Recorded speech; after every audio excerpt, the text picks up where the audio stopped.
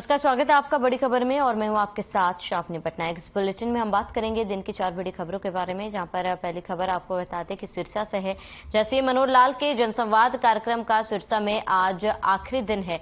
दूसरी खबर भिवानी से, जहां हरियाणा शिक्षा बोर्ड की 12वीं की परीक्षाओं का रिजल्ट घोषित हो गया है। तीसरी खबर भिवानी से, जहां वरिष्ठ कांग्रेस नेता किरण चौधरी ने प्रदेश में बढ़ती हुई नशाखोरी को लेकर सरकार पर निशाना साधा। वहीं चौथी खबर यमुनानगर से है, जहां शिक्षा मंत्री कंवरपाल गुर्जर ने कांग्रेस पर निशाना साधते हुए कहा कि कांग्रेस ने लोकतंत्र की हत्या की है। इन तमाम 4 बड़ी खबरों पर हम विस्तार से चर्चा करेंगे। पहली खबर सीएम मनोहर लाल से जुड़ी। सिरसा में सीएम मनोहर लाल का जनसंवाद कार्यक्रम का आज आखिरी दिन है।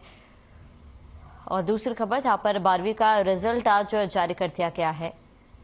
तीसरी खबर, जहां पर कांग्रेस नेता किरण चौधरी ने बीजेपी और जेजेपी पर निशाना साधा है और कांग्रेस पर कंवरपाल गुर्जर का भी वार देखने को मिला।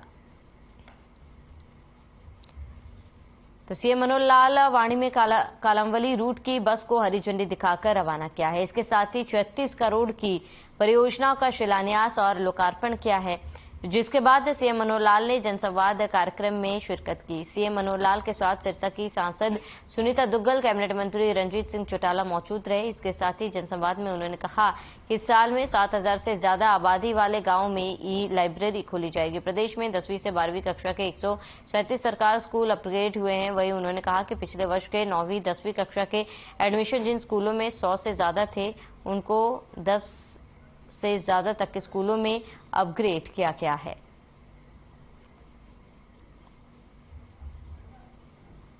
तो 36 करोड़ की सीएम ने सौगात दी है। गांव में ई लाइब्रेरी खोली जाएगी और गांव बणी में सीएम का जनसंवाद कार्यक्रम हुआ, जहां पर 36 करोड़ की सीएम ने सौगात दी लोगों को। और आपको बता दें, जनसंवाद में लोगों की समस्याएं भी सीएम द्वारा सुनी गई। और आज सिरसा में जनसंवाद कार्यक्रम का आखिरी दिन था। सीएम ने लोगों की समस्याएं भी सुनी और बणी में सीएम ने बस का उद्घाटन भी किया और करीब 36 करोड़ की सीएम ने सौगातें सिरसा वासियों को दी है। तो गांव बणी में सीएम का जनसंवाद कार्यक्रम और 36 करोड़ की सीएम ने सौगात भी दी है। और ई लाइब्रेरी सीएम द्वारा आज खोली गई, जिससे युवाओं को इसका लाभ जरूर मिलेगा।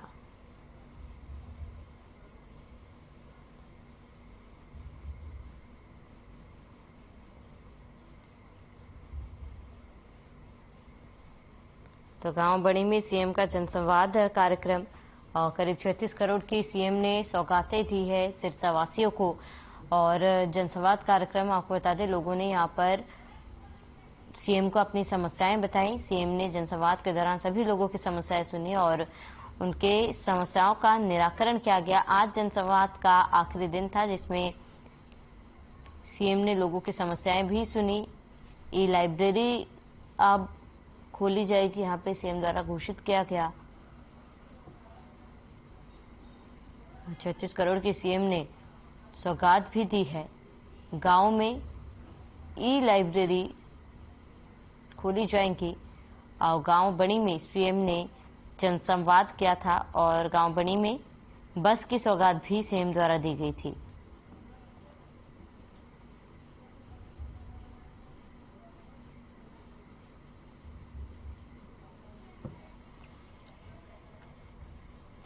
हरियाणा शिक्षा बोर्ड की 12वीं की परीक्षाओं का रिजल्ट घोषित हो गया है, जहां एक बार फिर लड़कियों ने बाजी मारी। बता दें कि 77.7% शहरी क्षेत्र का रिजल्ट आ रहा है, तो वहीं ग्रामीणों में 83.51% रिजल्ट रहा। तो वहीं दूसरी ओर 10वीं बोर्ड की रिजल्ट कल यानी कि मंगलवार को घोषित होंगे। और फिर एक बार बेटियों ने परचम लहराया है और 12वीं का रिजल्ट घोषित हो चुका है। और आपको बता दें कि इस बार भी बेटियों ने बाजी मारी है और 77.7% जो है रिजल्ट आया है। शहरी क्षेत्र का ये रिजल्ट का आंकड़ा आपको बता रहे, जहां पर 12वीं का रिजल्ट जारी कर दिया गया। बच्चों में भी काफी उत्साह है, काफी अच्छा प्रदर्शन भी इस बार बच्चों में रहा है। और बेटियों के आपको बता दें रिजल्ट जारी, और इस बार बेटियों ने बाजी मारी है।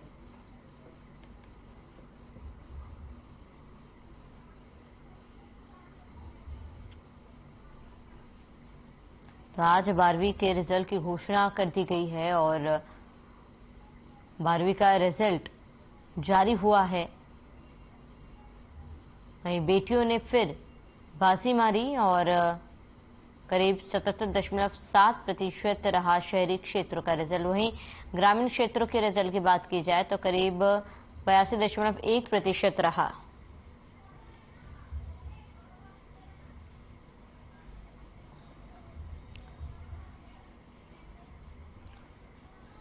शिक्षा मंत्री कंवरपाल गुर्जर हमारे साथ जुड़ चुके हैं। कंवरपाल जी, आपका बहुत बहुत स्वागत है। आज 12वीं का रिजल्ट जारी हो गया और ऐसे में बच्चों ने काफी उम्दा प्रदर्शन किया है।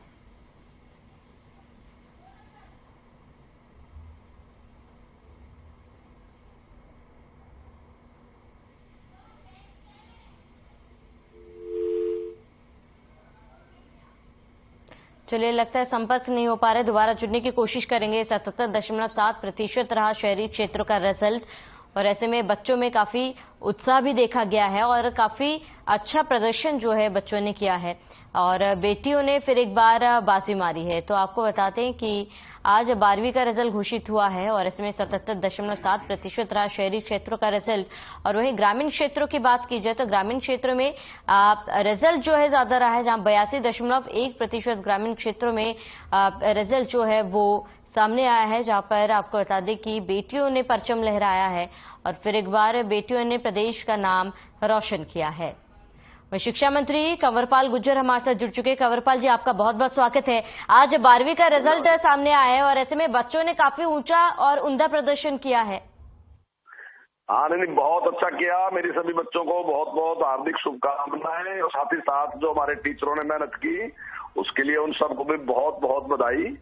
और अभी सारा एक बड़ा परिवर्तन है, जैसे JEE में भी जिस प्रकार से हमारा प्रदर्शन रहा सरकारी स्कूलों का जी, तो वो भी अपने आप में एक बहुत बड़ी उपलब्धि है। 245 बच्चे जो हमारे हैं JEE में उन्होंने क्लियर किया, तो वो बहुत अच्छा। और मैं समझता हूँ स्टेप बाय स्टेप ये सारा कुछ सुधरता जा रहा, अच्छा होता जा रहा। और आने वाले टाइम में ये केवल इसलिए नहीं कि जिसके पास फीस नहीं है वो सरकारी स्कूल में आएगा, बल्कि अच्छी शिक्षा के लिए भी आने वाले टाइम में लोग सरकारी स्कूल में एडमिशन लेंगे, ऐसा मेरा मानना है। बिल्कुल। कंवरपाल जी, खुशी की बात यह भी है क्योंकि देखिए शहरी क्षेत्रों का रिजल्ट तो अच्छा आया ही है, लेकिन ग्रामीण क्षेत्र का रिजल्ट जो है शहरी क्षेत्र के रिजल्ट से काफी ज्यादा और अच्छा सामने आया है इस बार। नहीं, ये तो और भी खुशी की बात है कि जो आपने बताया। और आने वाले टाइम में जिस प्रकार से हमारी टीचरों की भर्ती है अभी 20,000 की, तो मैं दावे के साथ कह सकता हूं कि अगले साल जो आने वाला रिजल्ट है वो हमारा 90% से ज्यादा रहेगा। बिल्कुल कंवरपाल जी, और एक खुशी की बात यह भी है जहां पर सरकार द्वारा तमाम योजनाएं चलाई जा रही है, बेटी बचाओ बेटी पढ़ाओ, और ऐसे में बेटियां जो इस बार फिर से बेटियों ने परचम लहराया है और बाजी मारी है। देखिए, बेटियों को बहुत बधाई, लेकिन बेटियां हर बार ही परचम लहरा रही हैं जी, हर जगह ही परचम लहरा रही, हर जगह ही मान सम्मान बढ़ा रही, देश का भी, प्रदेश का भी और अभिभावकों का भी। बिल्कुल कंवरपाल जी, क्योंकि देखिए कहीं ना कहीं अगर हम सरकारी स्कूलों की बात की जाए स्थिति में जरूर सुधार आया है। जिस तरीके से परिणाम सामने आ रहे हैं, बच्चों को भी उत्साह मिल रहा है, क्योंकि देखिए सरकारी स्कूल में पहले काफी शिकायतें मिलती थी, लेकिन अभी जहां क्षेत्र, अगर शहरी क्षेत्रों की बात कर ली जाए, प्राइवेट स्कूलों की बात कर ली जाए, प्राइवेट स्कूलों के तर्ज पर वो तमाम सुविधाएं जो है फिलहाल सरकारी स्कूलों में भी मिल रहा है। और कहीं ना कहीं ये भी कारण है कि बच्चों में वो उत्साह जो है साफ तौर पर देखा जा रहा है और इसी वजह से ये प्रदर्शन में भी साफ तौर पर देखा जा रहा है। जी जी जी जी, नहीं, मैं आपके चैनल के माध्यम से विश्वास दिलाता हूं कि आने वाले टाइम में हमारे स्कूलों में जो सुविधाएं होंगी वो प्राइवेट से अच्छी मिलेंगी। हम स्टेप बाय स्टेप उसमें काफी कुछ परिवर्तन करते जा रहे हैं। जो स्मार्ट बोर्ड है, स्मार्ट क्लासरूम है, सारा कुछ टैब है, सब कुछ हम जिस प्रकार से उपलब्ध करा रहे हैं, तो आने वाले टाइम में हमारी सुविधाएं प्राइवेट से भी अच्छी होंगी।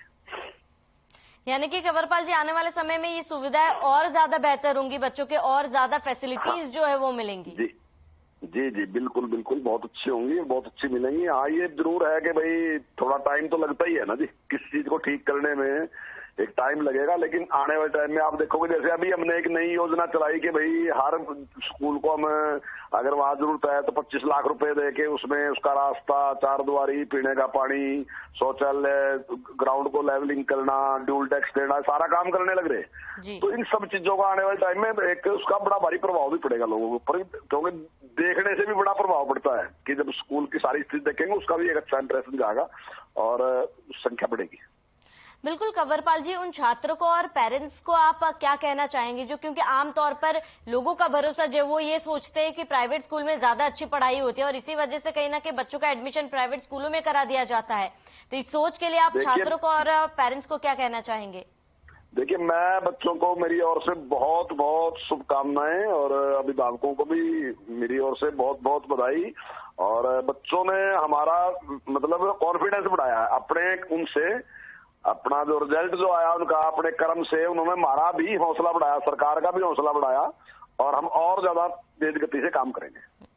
बिल्कुल कंवरपाल जी, क्योंकि देखिए बच्चों की तो मेहनत है ही, ये जो परिणाम सामने आए काफी ज्यादा खुशी की बात है, लेकिन कहीं ना कहीं इसका श्रेय सरकार को भी जाता है और आपको भी कहीं ना कहीं इसका श्रेय जाता है, क्योंकि जिस तरीके से फैसिलिटी सरकारी स्कूलों में फिलहाल बच्चों को मिल रही है वो कहीं ना कहीं बच्चों के उत्साह को तो आगे बढ़ावा दे रहा है, साथ ही प्रेरणा भी जो है बच्चों को मिल रही है।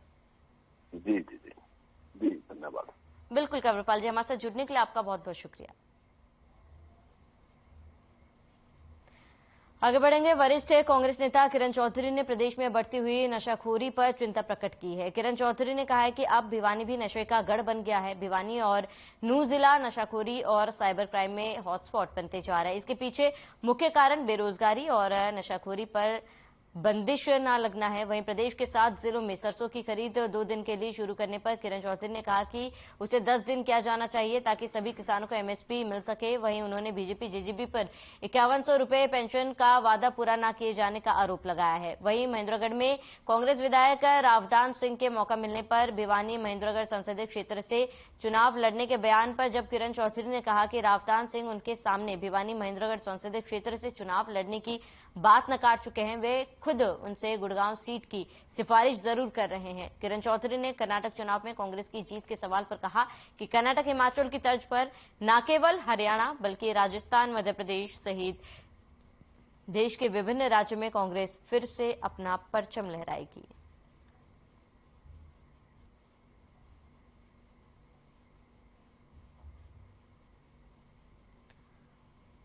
भिवानी जो है ये हॉटस्पॉट बन गया है नशे का,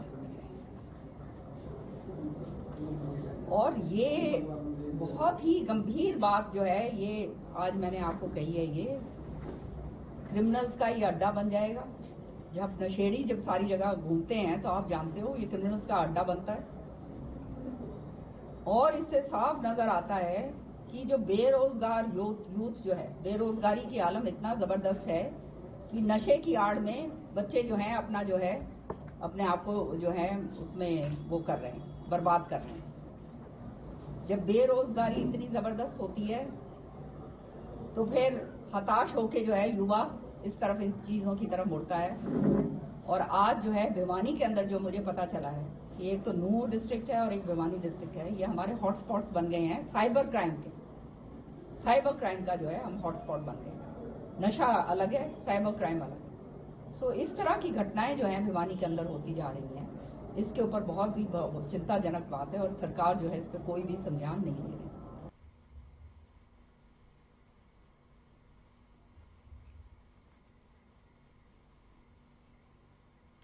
शिक्षा मंत्री कंवरपाल गुर्जर ने कांग्रेस पर निशाना साधते हुए कहा कि लोग भूल गए हैं जब महात्मा गांधी की हत्या हुई थी उस समय 37 आरएसएस के प्रचारक जिन्हें जिंदा जला दिया गया था और सैकड़ों लोगों का कत्ल करके उनके घर फूंक दिए गए थे। डॉक्टर मंगल सेन को इमरजेंसी में मिर्च की बोरी में बंद कर दिया था। वहीं रामविलास शर्मा को 5x5 की कोठरी में डाल दिया गया था। उन्होंने कहा कि असल में लोकतंत्र की हत्या कांग्रेस ने की। उन्होंने कहा कि अटल सरकार के पहले विपक्षी सरकारों को चलने नहीं दिया जा सकता था। अटल सरकार आने के बाद विपक्षी पार्टियों की सरकारों ने अपना कार्यकाल पूरा किया। मीडिया से बातचीत करते हुए उन्होंने कहा है कि उन्होंने अपने हलके के सभी ग्रामीण इलाकों का दौरा कर लिया है। शहर में भी 40 से ज्यादा कार्यक्रम किए हैं।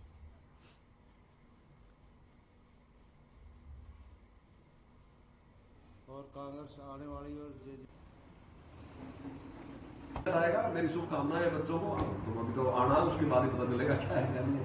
वही इनके तो अपने घर में नहीं प्यार है। अब देख लो शैलजी जी का, हुड्डा साहब का कितना प्यार है, और दूसरे जो और लोग हैं उनका भी आप देख लो, सुरजेवाड़ा का और हुड्डा साहब का कितना प्यार है, किरण जी का और हुड्डा साहब का कितना प्यार है। तो इनका अपने घर में ही प्यार नहीं है तो देश में कहां से प्यार बांट देंगे? इनका तो अपने ही घर में प्यार नहीं है। कांग्रेस ने लोकतंत्र की हत्या की है और ऐसे में आपको बता दें कि कंवरपाल गुर्जर का कांग्रेस पर वार, जहां कांग्रेस ने लोकतंत्र की हत्या की।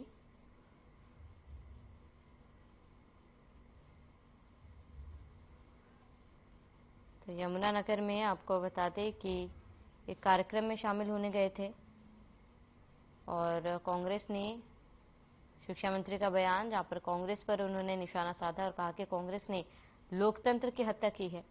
कंवरपाल गुर्जर का कांग्रेस पर वार, जहां कांग्रेस ने लोकतंत्र की हत्या की, यह बयान शिक्षा मंत्री द्वारा दिया गया है और तमाम आरोप भी कांग्रेस के ऊपर लगाए गए हैं।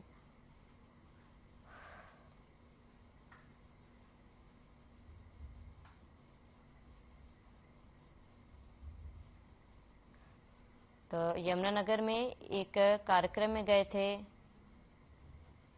शिक्षा मंत्री, जहां पर कांग्रेस पर उन्होंने तंज कसा और कहा कि कांग्रेस ने लोकतंत्र की हत्या की है।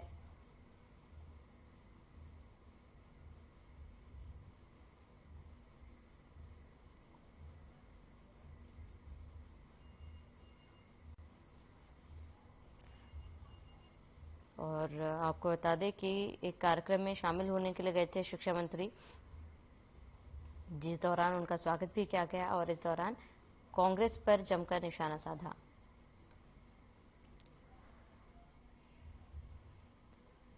वही सत्यव्रत शास्त्री बीजेपी प्रवक्ता हमारे साथ जुड़ चुके। सत्यव्रत जी, आपका बहुत बहुत स्वागत है। कहने कि शिक्षा मंत्री का भी बयान सामने है, उन्होंने कहा कि कांग्रेस ने ही लोकतंत्र की हत्या की है। इस बयान पर आप क्या कहना चाहेंगे? नहीं, इसमें किसी को शक भी नहीं होना चाहिए। जब भी देश में लोकतंत्र पर कोई कुठाराघात हुआ है वो कांग्रेस के माध्यम से हुआ है, चाहे इमरजेंसी की बात हो या फिर राज्यों की सरकारों का भंग हो। ये जो रिकॉर्ड दुनिया का सबसे बड़ा है वो कांग्रेस के नाम से ही है। मनमाने ढंग से कितनी बार संविधान के दुरुपयोग करते हुए उन्होंने विपक्षी दलों की सरकारें जैसे गिराई हैं, वो एक बहुत बड़ा आंकड़ा है। और इमरजेंसी की तो याद सदा बनी रहेगी, क्योंकि जिन परिवारों के लोगों ने 2-2, 2.5 साल उस कारावास को झेला है, वो लोग अभी जीवित हैं। हर साल वो कार्यक्रम करते हैं और अगले लोगों को बताते हैं भी कांग्रेस की कितनी गलत नीतियों के कारण से कितने दिन तक लोगों को बिना नो वकील, नो दलील, नो अपील के दायरे के ऊपर अंदर कर दिए। 2.5 साल तक लोगों को पूछा ही नहीं उन्होंने। तो इसमें तो कोई विशेष बात नहीं है कि कुछ उसे कहना हो।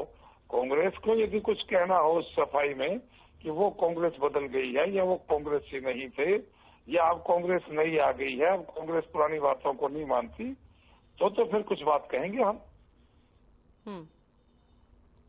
बिल्कुल सत्यव्रत जी, क्योंकि देखिए कांग्रेस की तरफ से भी कहीं ना कहीं बयान सामने आया। कांग्रेस ये दावा कर रही है कि जो हाल बीजेपी का कर्नाटक चुनाव में हुआ है वही आने वाले समय में प्रदेश में भी चुनाव होगा, तो कहीं ना कहीं बीजेपी को हार का सामना करना पड़ेगा।